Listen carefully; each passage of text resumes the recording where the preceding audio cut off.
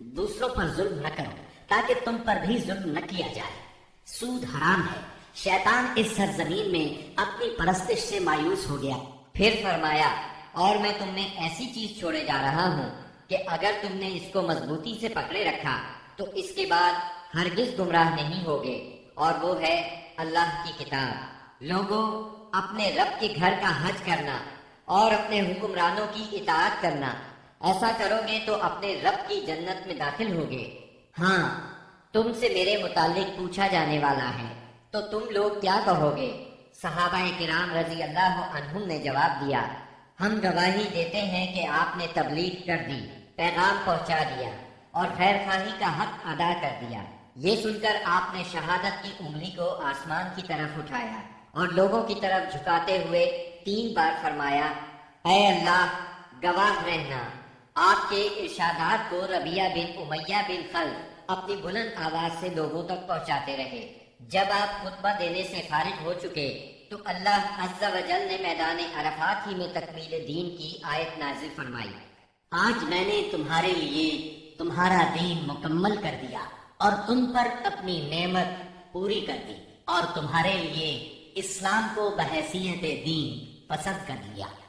سیدنا عمر رضی اللہ عنہ نے یہ آیت سنی تو رونے لگے۔ ان سے پوچھا گیا، آپ کیوں رو رہے ہیں؟ فرمایا، اس لیے کہ کمال کے بعد زوال ہی تو ہے۔ خطبے کے بعد بلال رضی اللہ عنہ نے اذان دی، پھر اقامت کہی۔ رسول اللہ صلی اللہ علیہ وسلم نے ظہر کی نماز پڑھائی۔ اس کے بعد بلال نے پھر اقامت کہی اور آپ نے عصر کی نماز پڑھائی، اور ان دونوں نمازوں کے درمیان کوئی اور نماز نہیں پڑھی۔ اس کے بعد سوار ہو کر آپ جائے وقوف پر تشریف لائے۔ اپنی اونٹنی قصوہ کا شکم پہاڑوں کی طرف کیا اور جبل مشات یعنی پیدل چلنے والوں کی راہ میں واقع ریت کے تودے کو سامنے کیا اور قبلہ رخ مسلسل اسی حالت میں وقوف فرمایا، یہاں تک کہ سورج غروب ہونے لگا۔ تھوڑی زردی ختم ہوئی، پھر سورج کی ٹکیا غائب ہو گئی۔ اس کے بعد آپ نے سیدنا اسامہ رضی اللہ عنہ کو اپنے پیچھے بٹھایا اور وہاں سے روانہ ہو کر مزدلفہ تشریف لائے۔ مزدلفہ میں مغرب اور عشاء کی نمازیں 1 اذان اور 2 اقامت سے پڑھی، درمیان میں کوئی نفل نماز نہیں پڑھی۔ اس کے بعد آپ لیٹ گئے اور طلوع فجر تک لیٹے رہے۔ اس کے بعد آپ نے حج کے باقی امور سر انجام دیے، حتیٰ کہ 13 ذی الحج کو سوار ہو کر خانہ کعبہ تشریف لے گئے، الوداعی طواف کیا اور فجر کی نماز پڑھی۔ پھر مکہ مکرمہ سے نکل کر مدینہ منورہ کی طرف کوچ فرمایا۔ جب مدینہ طیبہ کے قریب پہنچے اور اس کے آثار دکھائی دینے لگے تو 3 بار فرمایا، اللہ اکبر۔ پھر فرمایا، اللہ کے سوا کوئی معبود نہیں، وہ تنہا ہے، اس کا کوئی شریک نہیں، اسی کے لیے بادشاہت ہے اور اسی کے لیے تعریف، اور وہ ہر چیز پر قادر ہے۔ ہم پلٹنے والے، توبہ کرنے والے، عبادت گزار، سجدہ کرنے والے، اپنے رب کی تعریف کرنے والے ہیں۔ اللہ نے اپنا وعدہ سچ کر دکھایا، اپنے بندے کی مدد کی اور تنہا ساری جماعتوں کو شکست دی۔ رومیوں کو اسلام اور اہل اسلام کی ترقی قطعاً گوارا نہیں تھی۔ ان کے ہاں رہنے والا کوئی شخص مسلمان ہو جاتا تو اس کی زندگی خطرے میں پڑ جاتی۔ ان کی اس جرت اور بیجا غرور کو ختم کرنے کے لیے رسول اللہ صلی اللہ علیہ وسلم نے سفر 11 ہجری میں ایک بڑے لشکر کی تیاری شروع فرمائی تاکہ وہ روم کی فلسطینی سرزمین کو روند کر رومیوں کو خوفزدہ کر دے اور ان کی حدود پر واقع عرب قبائل کا اعتماد بحال کرے۔ اس سلسلے میں رسول اللہ صلی اللہ علیہ وسلم نے 700 فوجیوں کا ایک لشکر تیار فرمایا۔ سیدنا اسامہ بن زید رضی اللہ عنہ کو لشکر کا سالار مقرر فرمایا۔ یہ آزاد کردہ غلام سیدنا زید رضی اللہ عنہ کے بیٹے تھے۔ 28 صفر 11 ہجری کو بیماری کی حالت میں آپ نے سیدنا اسامہ رضی اللہ عنہ کا جھنڈا اپنے دستے مبارک سے درست فرمایا۔ بڑے بڑے جلیل القدر صحابہ کرام سیدنا اسامہ رضی اللہ عنہ کی ماتحتی میں اس لشکر میں شریک تھے۔ سیدنا علی اور سیدنا عباس رضی اللہ عنہما آپ کی تیمارداری کی غرض سے مدینے میں ٹھہر گئے۔ سیدنا ابو بکر صدیق رضی اللہ عنہ اور سیدنا عمر رضی اللہ عنہ امیر لشکر سیدنا اسامہ سے اجازت لے کر آپ صلی اللہ علیہ وسلم کی عیادت کے لیے آتے جاتے رہے۔ آپ کی علالت میں روز بروز اضافہ ہو رہا تھا۔ یہ لشکر مدینہ منورہ سے روانہ ہوا۔ مدینے سے 3 میل دور مقام جرف میں خیمہ زن ہوا۔ اس وقت رسول اللہ صلی اللہ علیہ وسلم کی بیماری کی تشویشناک خبریں موصول ہو رہی تھیں۔ چنانچہ اسامہ رضی اللہ عنہ اپنے لشکر کے ساتھ وہیں رکے رہے، بلکہ اللہ کے فیصلے کے انتظار میں ٹھہرنے پر مجبور ہو گئے۔ اور اللہ کا فیصلہ یہ تھا کہ یہ لشکر ابو بکر صدیق رضی اللہ عنہ کے عہد خلافت میں روانہ ہو۔ یہ عہد صدیقی کی پہلی فوجی مہم قرار پائی۔ جب رسول اللہ صلی اللہ علیہ وسلم نے رسالت کی تبلیغ اور امت کی خیر خواہی کا کام مکمل کر لیا تو آپ کے اقوال و افعال میں دنیا سے رحلت کے آثار نمایاں ہونا شروع ہو گئے۔ آپ نے 10ویں سال رمضان میں 20 دن کا اعتکاف فرمایا اور سیدنا جبریل علیہ السلام نے آپ کو 2 مرتبہ قرآن کا دور کرایا۔ آپ نے اپنی صاحبزادی فاطمہ رضی اللہ عنہا سے فرمایا، میں سمجھتا ہوں میرا آخری وقت آ چکا ہے۔ سیدنا معاذ بن جبل رضی اللہ عنہ کو یمن کی طرف روانہ فرمایا تو انہیں وصیت فرمائی، اے معاذ، غالباً اس سال کے بعد تم مجھ سے ملاقات نہ کر سکو گے اور میری اس مسجد اور میری قبر کے پاس سے گزرو گے۔ یہ سن کر سیدنا معاذ بن جبل رضی اللہ عنہ رونے لگے۔ آپ نے حجۃ الوداع میں کئی بار کہا، غالباً میں تم لوگوں سے اپنے اس سال کے بعد نہ مل سکوں گا، غالباً اس سال کے بعد حج نہ کر سکوں گا۔ اسی طرح الیوم اکملت لکم دینکم اور اذا جاء نصر اللہ کا نزول اسی بات کا پیغام تھا کہ آپ دنیا میں اپنی مہم سے فارغ ہو چکے ہیں، اور اسی وجہ سے اس حج کا نام حجۃ الوداع رکھا گیا، کیونکہ آپ نے اپنے رب سبحانہ و تعالی کی طرف منتقل ہونے کے لیے لوگوں کو الوداع کہا۔ اوائل سفر 11 ہجری میں آپ احد تشریف لے گئے اور شہداء کے لیے اس طرح دعا کی گویا زندوں اور مردوں سے رخصت ہو رہے ہیں۔ پھر واپس آ کر منبر پر تشریف فرما ہوئے اور فرمایا، میں تمہارا پیش رو ہوں اور تم پر گواہ ہوں، اللہ کی قسم اس وقت اپنا حوض دیکھ رہا ہوں، مجھے زمین یا زمین کے خزانوں کی کنجیاں دی گئی، اللہ کی قسم مجھے تم پر یہ خوف نہیں کہ تم میرے بعد شرک کرو گے، بلکہ اس کا اندیشہ ہے کہ دنیا میں ایک دوسرے سے آگے نکلنے کی دوڑ میں لگ جاؤ گے۔ ماہ سفر کے آخر میں آپ رات کے وقت بقیع غرقد تشریف لے گئے، اہل بقیع کے لیے دعائے مغفرت کی اور فرمایا، ہم بھی تم سے عام ملنے والے ہیں۔ ماہ سفر کے آخری پیر کو رسول اللہ صلی اللہ علیہ وسلم ایک جنازے میں بقیع تشریف لے گئے۔ سیدہ عائشہ صدیقہ رضی اللہ عنہا فرماتی ہیں، آپ بقیع سے واپس تشریف لائے تو میں اپنے سر میں درد محسوس کر رہی تھی اور یہ کہہ رہی تھی کہ ہائے میرا سر۔ یہ سن کر آپ نے فرمایا، بلکہ میں واللہ اے عائشہ ہائے میرا سر۔ یہ آپ صلی اللہ علیہ وسلم کی بیماری کی ابتدا تھی۔ اس کے باوجود آپ باری باری سب بیویوں کے پاس دن گزارتے رہے، یہاں تک کہ مرض میں شدت آ گئی۔ اس وقت آپ سیدہ میمونہ رضی اللہ عنہا کے گھر میں تھے اور پوچھ رہے تھے، کل میں کہاں رہوں گا، میں کل کہاں رہوں گا۔ مطلب یہ تھا کہ مجھے سیدہ عائشہ رضی اللہ عنہا کے ہاں رہنے دیا جائے۔ چنانچہ ازواج مطہرات نے اجازت دے دی کہ آپ جہاں چاہیں رہیں۔ آپ سیدنا فضل بن عباس اور سیدنا علی رضی اللہ عنہما کے سہارے پاؤں زمین پر گھسیٹتے ہوئے نکلے اور سیدہ عائشہ صدیقہ رضی اللہ عنہا کے گھر منتقل ہو گئے۔ سیدہ عائشہ صدیقہ رضی اللہ عنہا فرماتی ہیں، جب آپ میرے گھر تشریف لائے اور بیماری نے زور پکڑا تو آپ نے فرمایا، مجھ پر 7 مشکیزیں پانی ڈالو جن کا بندھن نہ کھولا گیا ہو، تاکہ میں لوگوں کو وصیت کر سکوں۔ چنانچہ ہم نے آپ کو سیدہ حفصہ رضی اللہ عنہا کے ایک لگن میں بٹھا کر مشکیزوں سے پانی ڈالا، یہاں تک کہ آپ نے ارشاد فرمایا، بس بس لوگوں تم نے کام پورا کر دیا۔ اس وقت آپ نے کچھ تخفیف محسوس کی اور مسجد میں تشریف لے گئے۔ سر پر پٹی بندھی ہوئی تھی، منبر پر فروکش ہوئے اور بیٹھ کر خطبہ دیا اور لوگوں کو وصیت فرمائی، تم سے پہلے جو لوگ تھے وہ اپنے انبیاء اور بزرگوں کی قبروں کو سجدہ بنا لیتے تھے، تم لوگ قبروں کو سجدہ گاہ نہ بنانا، میں تمہیں اس سے منع کرتا ہوں۔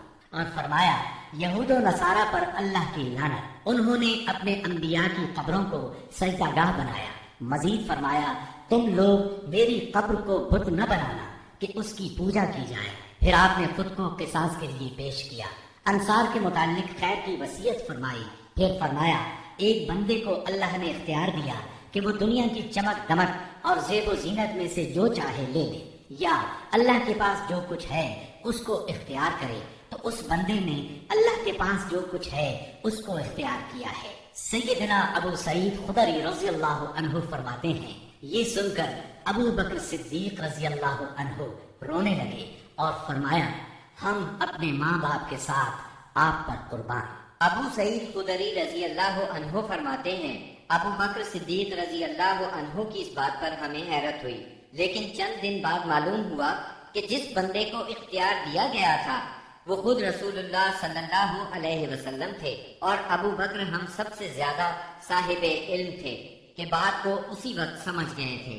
اس کے بعد رسول اللہ صلی اللہ علیہ وسلم نے ابو بکر صدیق رضی اللہ عنہ کی تعریف کی اور ان کے دروازے کے سوا مسجد میں کھلنے والے تمام دروازے بند کرنے کا حکم فرمایا۔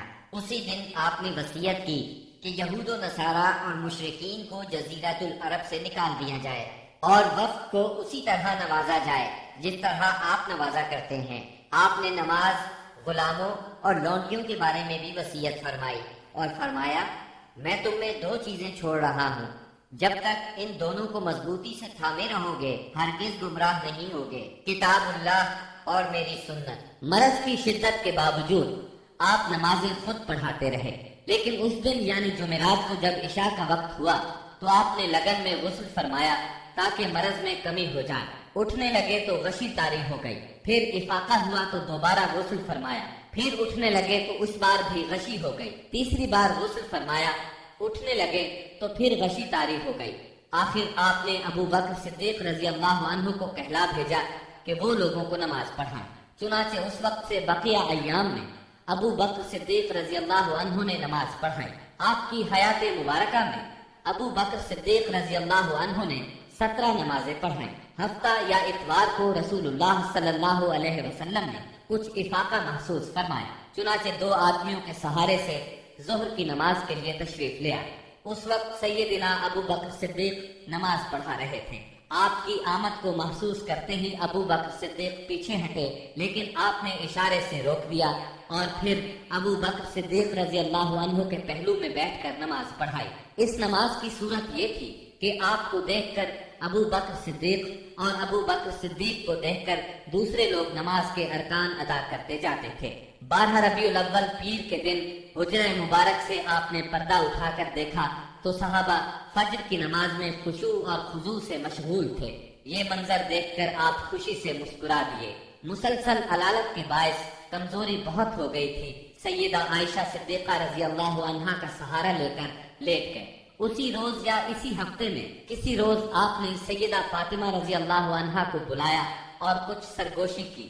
وہ سن کر رونے لگی، پھر کچھ سرگوشی کی تو وہ ہنسنے لگی۔ سیدہ عائشہ نے پوچھا تو چھپا گئی، لیکن نبی صلی اللہ علیہ وسلم کے وفات کے بعد انہوں نے بتایا کہ پہلی مرتبہ آپ صلی اللہ علیہ وسلم نے فرمایا تھا کہ آپ اپنے اسی مرض سے وفات پا جائیں گے۔ یہ سن کر میں روئی۔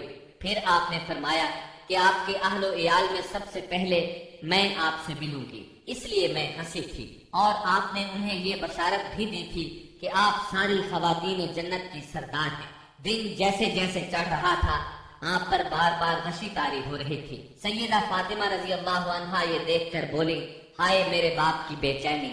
آپ نے ان کے الفاظ سنے تو فرمایا، آج کے بعد تمہارا باپ کبھی بے چین نہیں ہوگا۔ پھر آپ نے حسن اور حسین رضی اللہ عنہما کو چوما، ازواج مطہرات کو بلا کر واعظ و نصیحت فرمائی۔ ادھر لمحہ بلمحہ تکلیف بڑھتی جا رہی تھی اور اس زہر کا اثر بھی ظاہر ہونا شروع ہو گیا تھا جو آپ کو خیبر میں کھلایا گیا تھا۔ چنانچہ آپ اس کی تکلیف شدت سے محسوس کر رہے تھے۔ آپ نے اس حالت میں چہرے پر ایک چادر ڈال رکھی تھی، جب سانس پھولنے لگتا تو چادر چہرے سے ہٹا دیتے۔ اس حالت میں بھی آپ نے فرمایا، یہود و نصارہ پر اللہ کی لعنت، انہوں نے اپنے انبیاء کی قبروں کو سجدہ گاہ بنایا۔ مطلب یہ تھا کہ تم ایسے کام نہ کرنا۔ آپ نے ان لمحات میں یہ وصیت بھی فرمائی، سرزمین عرب میں 2 دن باقی نہ رہنے دیے جائیں۔ یہ آخری وصیت تھی جو آپ نے لوگوں کو فرمائی۔ اس کے بعد کئی بار فرمایا، نماز نماز اور تمہارے زیر دست لونڈی اور غلام، یعنی ان کا خاص خیال رکھنا۔ پھر نزاع کی حالت شروع ہو گئی۔ سیدہ عائشہ رضی اللہ عنہا نے آپ کو اپنے سینے اور گلے کے درمیان سہارا دیا۔ اسی دوران میں ان کے بھائی عبد الرحمن بن ابی بکر آئے۔ ان کے پاس کھجور کی تازہ مسواک تھی۔ رسول اللہ صلی اللہ علیہ وسلم مسواک کی طرف دیکھنے لگے۔ سیدہ عائشہ صدیقہ سمجھ گئیں کہ آپ مسواک کرنا چاہتے ہیں۔ انہوں نے پوچھا، کیا آپ مسواک کرنا چاہتے ہیں؟ آپ نے سر کے اشارے سے ہاں فرمایا۔ چنانچہ انہوں نے مسواک لے کر چبائی، نرم کی اور پھر آپ نے اس کو لے لیا۔ نہایت اچھی طرح مسواک کی۔ آپ کے سامنے پیالے میں پانی تھا۔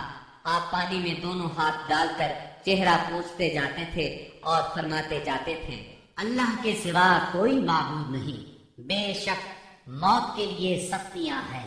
پھر آپ نے دونوں ہاتھ یا انگلی اٹھائی، نگاہ چھت کی طرف بلند کی، دونوں ہونٹوں پر کچھ حرکت ہوئی۔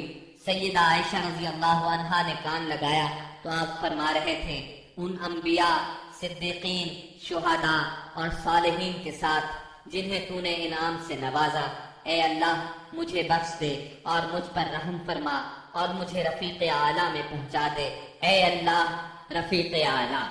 آخری فقرہ 3 بار دہرایا اور روح پرواز کر گئی، ہاتھ جھک گیا اور آپ رفیق اعلیٰ سے جا ملے۔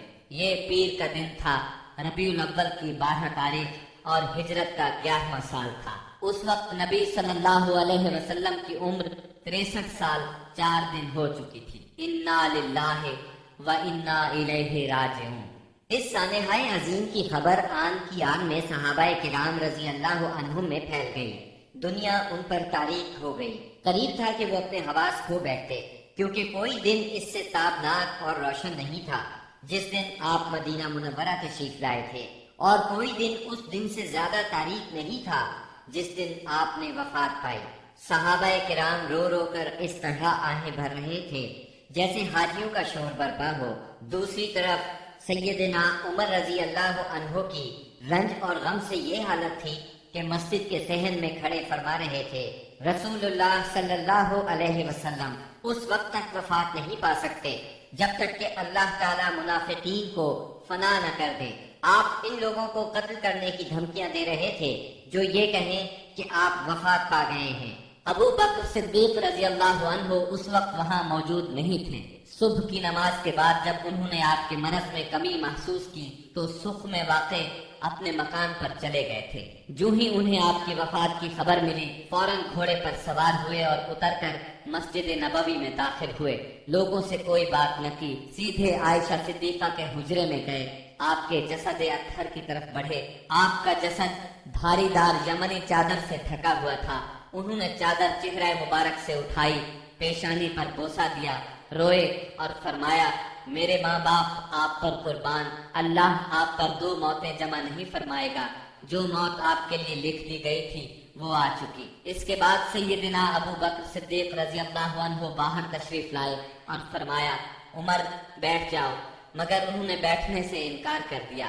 چنانچہ انہیں ان کے حال پر چھوڑ کر ابو بکر صدیق رضی اللہ عنہ منبر کے پاس تشریف لائے اور اس کے بازو میں کھڑے ہو گئے۔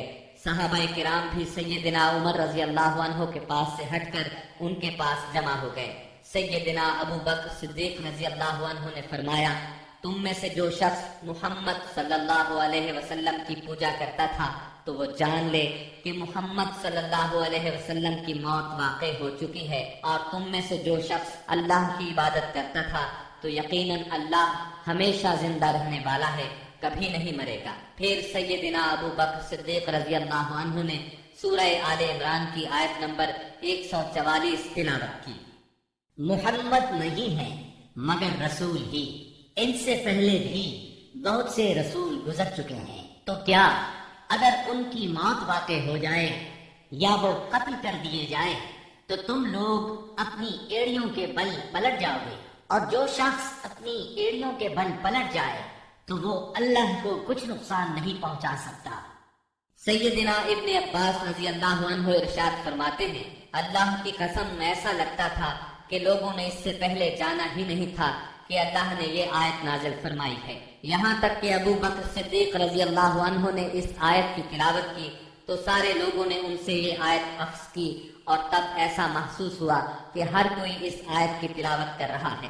خود سیدنا عمر رضی اللہ عنہ کا ارشاد ہے، اللہ کی قسم میں نے جو ہی سیدنا ابو بکر صدیق رضی اللہ عنہ کو یہ آیت تلاوت کرتے سنا تو جان گیا کہ یہ حق ہے، پس میں ٹوٹ کر رہ گیا، یہاں تک کہ میرے پاؤں مجھے اٹھا ہی نہیں رہے تھے اور میں زمین کی طرف لڑھک گیا، اور میں نے جان لیا کہ واقعی نبی اکرم صلی اللہ علیہ وسلم کی وفات ہو چکی ہے۔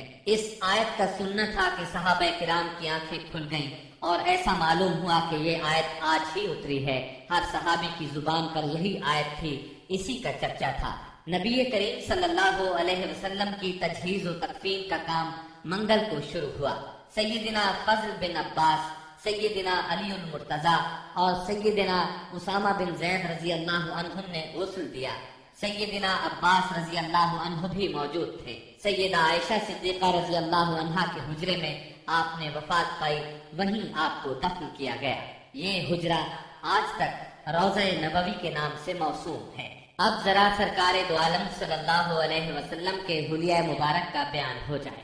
سیدہ ام معبد رضی اللہ عنہا نے رسول اللہ صلی اللہ علیہ وسلم کا جو حلیہ مبارک بیان فرمایا ہے، الرحیق المختوم کے مؤلف نے اس کو اپنے الفاظ میں کچھ اس طرح بیان کیا ہے: چمکتا دمکتا رنگ، تابناک چہرہ، خوبصورت صاف، جمال جہاں تاب کے ساتھ ڈھلا ہوا پیکر، سرمگی آنکھیں، دراز پلکیں، بھاری آواز، چمکدار لمبی گردن، گھنی داڑھی، باریک اور باہم پیوستہ ابرو، خاموشی کی حالت میں باوقار، گفتگو کریں تو منہ سے پھول جھڑیں، دور و نزدیک سے دیکھنے میں سب سے زیادہ تابناک اور پرجمال، خوبصورت، شیریں ادا، گفتگو چاشنی لیے ہوئے، بات واضح اور دو ٹوک، انداز ایسا کہ لڑی سے جیسے موتی جھڑے، درمیانے سے قدرے نکلتا ہوا انتہائی جاذب نظر قد، جیسے دو شاخوں کے درمیان ایک انتہائی تر و تازہ شاخ،